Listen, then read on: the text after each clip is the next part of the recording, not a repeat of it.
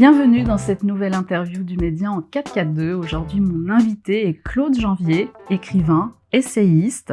Bonjour. Bonjour, merci pour l'invitation. Merci à vous pour le déplacement et surtout bienvenue dans nos nouveaux studios.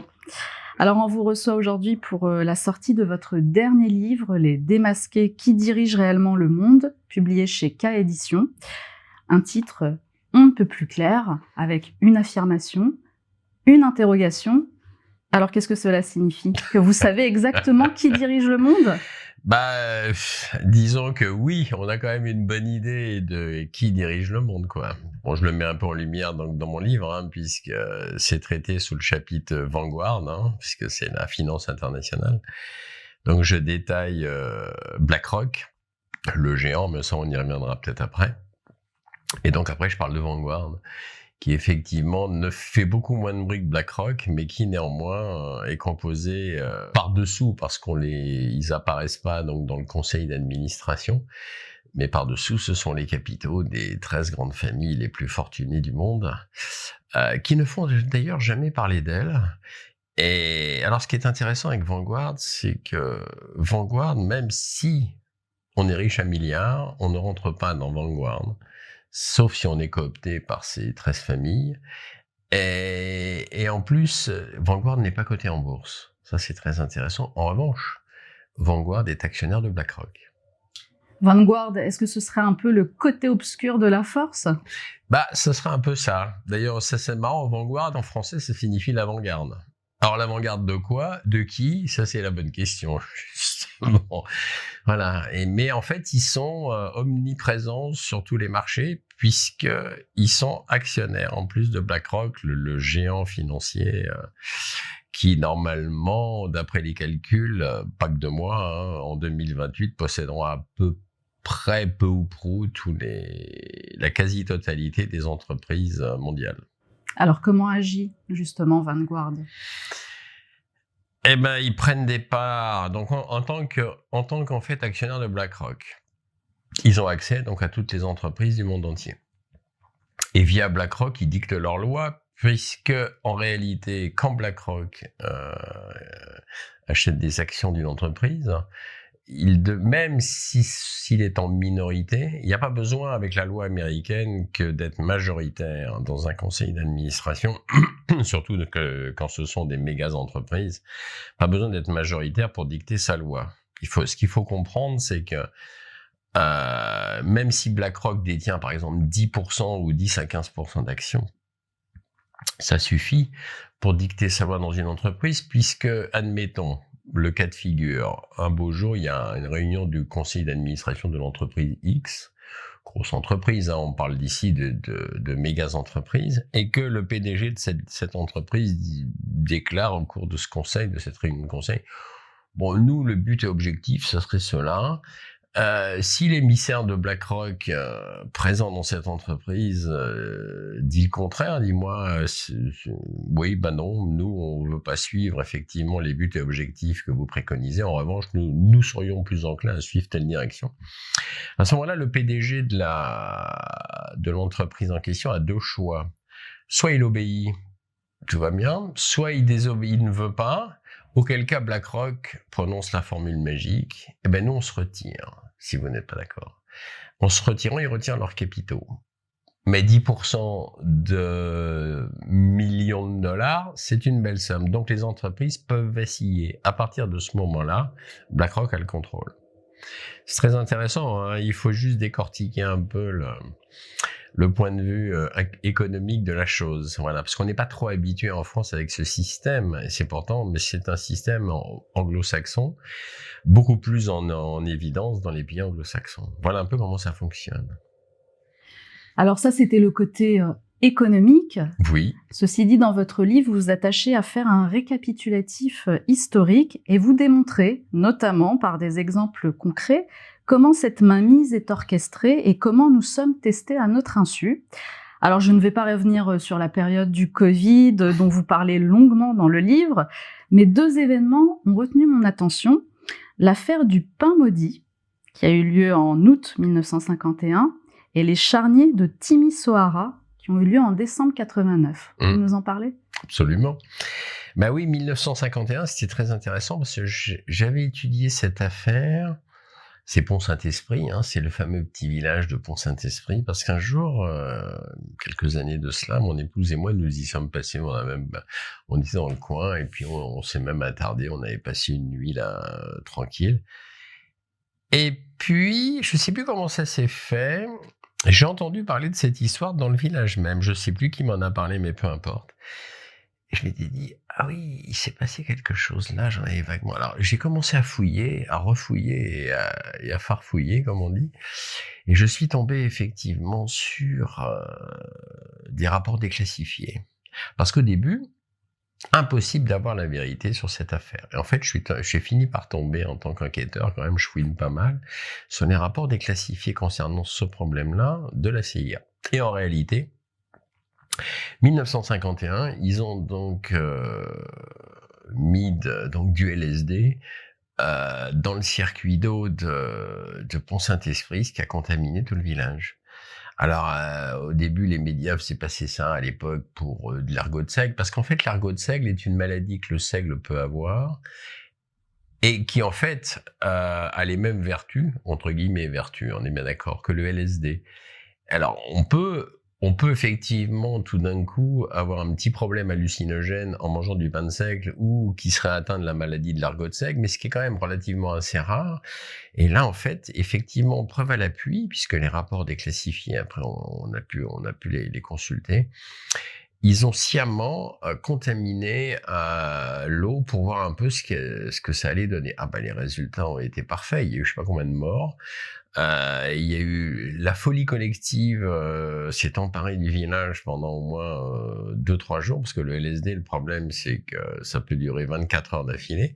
C'est-à-dire, c'est pas où on ingère cette drogue hallucinogène, ça monte en puissance et après ça redégringole, ce qu'on appelle un good trip, et après en anglais, il y a un bad trip derrière. Mais suivant comment ça se passe, ça peut devenir violent. Il y a des gens qui peuvent se suicider, etc. Donc ils ont fait cette expérience pourrie à l'insu complètement des habitants. Ils en sont pas un coup d'essai, quoi. Alors comment êtes-vous arrivé à la conclusion que la CIA était responsable de cette histoire de pain maudit? Eh ben parce qu'en fait, c'est annoncé dans le rapport, c'était une expérimentation de la CIA. Voilà, en gros, c'est ça, en France. Bah, il faut pas oublier qu'en France, attention, à l'époque, 51, nous sommes dans l'OTAN. Nous sortons de la guerre 39-45, des bases américaines, il y en a quand même en France un certain nombre, nous sommes sous protectorat américain, jusqu'à temps que le général de Gaulle, en 66, déclare à l'OTAN, déclare aux Américains « Go home », on était vraiment sous contrôle des Américains. Donc, expérimentation, parce que les Américains, ils ont quand même, c'est quand même assez incroyable, ils aiment bien expérimenter hors sol, hors de chez eux. Toutes les expérimentations pourries, ils aiment bien les faire ailleurs que dans leur pays. Incroyable. Hein. Quant au charnier de Timisoara, pour répondre au deuxième volet de votre question, mais ça aussi, ça a été un énorme leurre donc des médias mainstream et de la propagande, donc, puisqu'en faisant croire que c'était ces fameux charniers, que c'était ça. Alors, on resitue quand même la ville de Timisoara. Oui, qui est en Roumanie, etc. Et donc découverte soi-disant d'un charnier. Et sous Ceausescu. Sous Ceausescu, ça a été imputé effectivement. Voilà, et ben c'était faux. En fait, c'est incroyable, et c'est là qu'on se rend compte que toute cette propagande n'est destinée qu'à induire les gens en erreur, et c'est ça le problème. C'est un peu, vous savez, comme en Irak aussi. La guerre de l'Irak, c'était soi-disant les USA et la coalition internationale, fallait attaquer l'Irak, fallait abattre Saddam Hussein parce qu'il y avait soi-disant des armes chimiques. En réalité, il n'y a jamais eu de trace d'une arme chimique en Irak. Mais ça a justifié la guerre, la violence et la tuerie de masse, puisqu'il y a quand même 500 000 victimes en Irak. Quant au Kosovo et toute cette affaire des Balkans et cette horrible guerre fratricide, etc., ça a été aussi monté de toutes pièces, de toute façon, par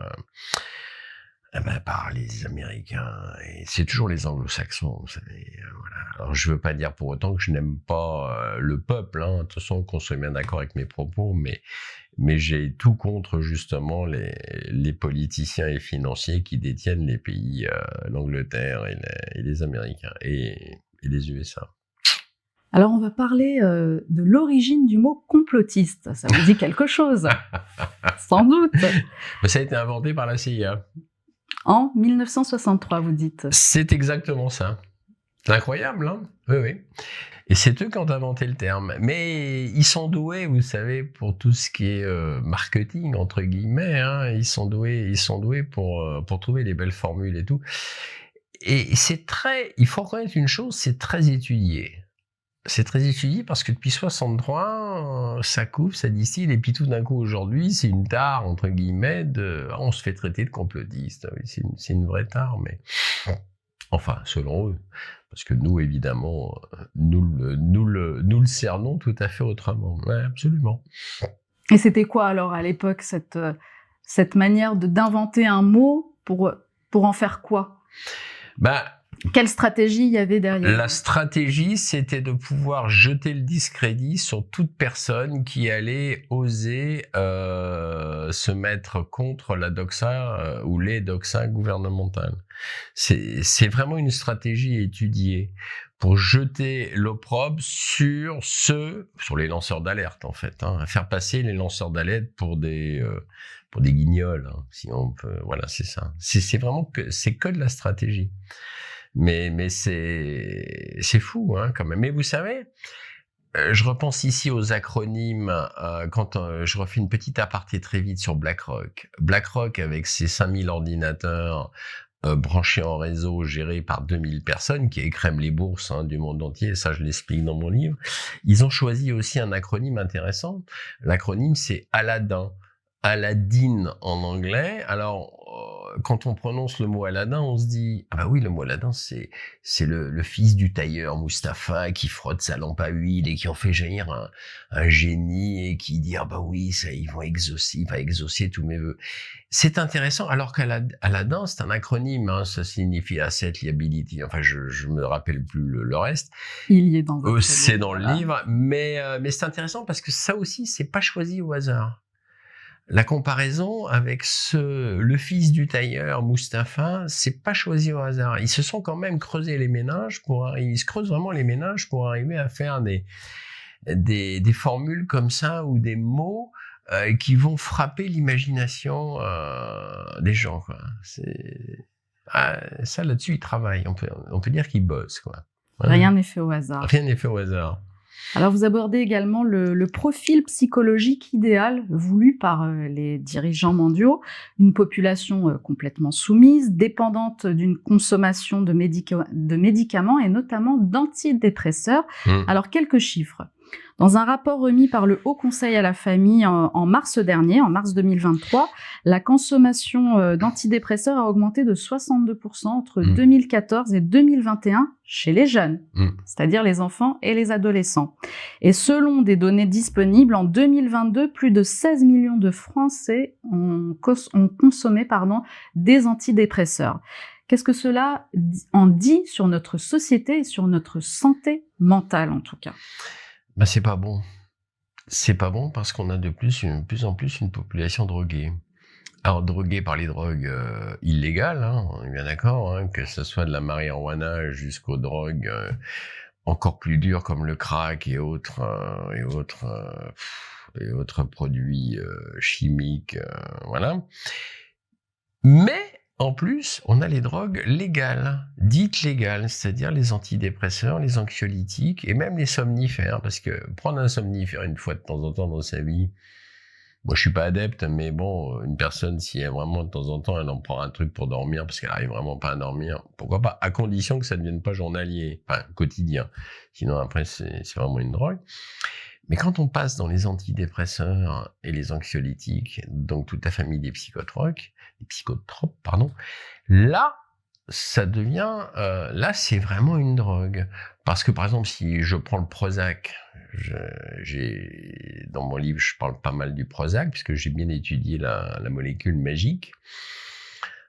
Cette molécule magique, quand même, a poussé quand même pas mal de gens à se suicider, a poussé aussi des gens à commettre des homicides assez monstrueux, sous l'emprise du Prozac, hein, on est bien d'accord. Et ensuite, c'est quand même à partir de cette molécule, Prozac, donc, la drogue du violeur. C'est-à-dire, vous prenez le Prozac, c'est quasiment en vente libre, enfin, sous ordonnance, mais encore que sur Internet, si on pianote Prozac, on peut le commander. Donc, j'incite pas les gens à le faire, mais je veux dire, c'est une histoire de fou. Et cette pilule-là est utilisée, donc c'est la drogue, c'est une drogue du violeur. Et tout ça, c'est inventé par Big Pharma, hein, par les laboratoires pharmaceutiques, j'invente rien. Et ça, malheureusement, ça a plus d'effets négatifs que d'effets positifs. Enfin, en France, le grand problème, et nous en sommes à plus de 120 millions de boîtes consommées chaque année, donc de psychotropes. On est 66 millions en France. Si on enlève les gens qui n'en prennent pas, et si on enlève les jeunes enfants qui, j'ose espérer, on ne leur donne pas quand même, j'espère pas, des petites pilules magiques, ceux qui en prennent, ils en prennent beaucoup. Là, dans le rapport, en tout cas, du Haut Conseil de la famille, on voit bien que ça touche également les enfants et les adolescents. Ça commence. Depuis la crise du Covid, justement, Absolument. il y a eu une flambée de... Oui, parce que tout le monde s'est retrouvé confiné.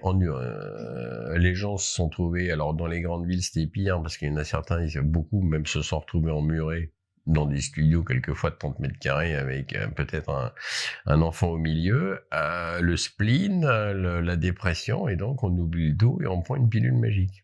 Ah non, mais c'est vraiment horrible, hein. Et c'est vrai que ça a explosé, la consommation des psychotropes a tout à fait explosé. Et ça, c'est nuisible parce que les gens sont totalement annihilés, atomisés. Plus vous prenez ça, plus vous êtes annihilé, atomisé. Alors ajoutez à cela le jeune qui va se fumer un petit pétard derrière, là c'est le cocktail. Après, faut pas s'imaginer si les gens sont atomisés, annihilés, ils sont capables de moins en moins de réflexion. C'est très très grave, hein, vraiment très très grave ça. Alors justement, vous avez évoqué les drogues dures. Vous en parlez également dans votre livre et vous citez notamment l'exemple du Canada avec la province de la Colombie-Britannique qui expérimente la vente libre de drogues dures telles que la cocaïne, l'héroïne et d'autres. C'est tombé il y a pas longtemps sous Justin Trudeau, qui est quand même un des frères jumeaux d'Emmanuel Macron. Et ça, c'est quand même, mais c'est du grand délire. Ah, mais ils essayent par tous les moyens de pousser pour continuer à annihiler les gens de plus en plus et à les atomiser et à faire en sorte à les maintenir donc la tête sous l'eau. Et c'est vraiment ça le problème, et c'est de pire en pire. Il y a 30-40 ans en arrière, c'était impensable qu'une telle décision, qu'une telle loi passe au Canada ou même ailleurs. Aujourd'hui, c'est tout à fait, ça peut être possible, quoi. Pensez-vous que ce qui est voulu, c'est d'avoir une population de zombies, entre guillemets? C'est un peu ce qu'on est en train de voir aux États-Unis avec la consommation de fentanyl. Est-ce que ce serait ça le but ultime? Oui, parce qu'une population de zombies ne se rebelle pas, ne se rebelle jamais et ne remet rien en cause. C'est le but quand même de cette oligarchie financière mondiale à Batrine, hein.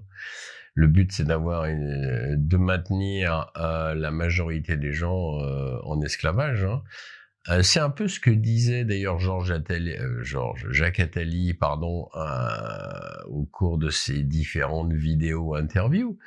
Il y a une vidéo, je me souviens un peu en quelle année, ça date déjà un peu, mais elle est toujours d'actualité, où il dit voilà, lui l'idéal, il le dit, il y a une petite élite mondiale qui va jouir de tout ce qu'il faut comme confort, nourriture, etc.